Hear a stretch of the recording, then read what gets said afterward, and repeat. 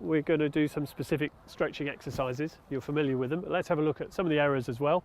So the first one is with a wide grip, taking the javelin overhead. Over grasp, wide to start with. If it's a little tight, take it wider till you're warmed up.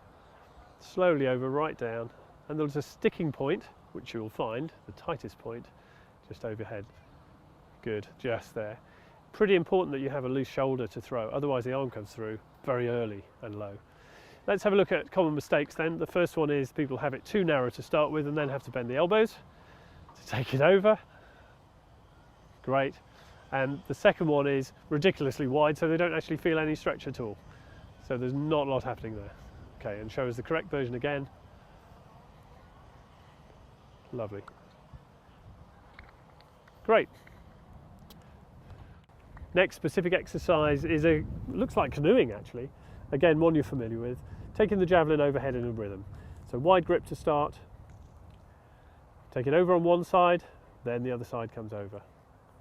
Keeping the arm straight, getting a nice rhythm.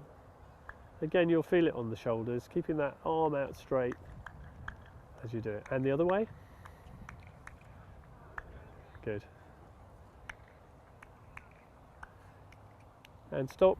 We'll put a common error in, which is again, people holding it too narrow and then for the elbows have to bend while they're doing it. It looks a bit ungainly, but it doesn't really have much effect.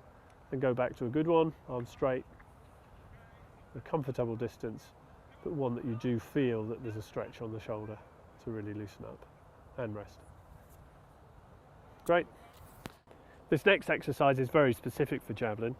Holding the javelin shaft while the javelin is stuck in the ground, holding it high and taking your body, ducking underneath the javelin to stretch under the arm to start with, then rotating your shoulder outwards so it comes down to the side and keeping the same pressure on all the time and working around the shoulder joint to get really, really loose, increase the flexibility so you can increase the range through which you can apply force for the javelin.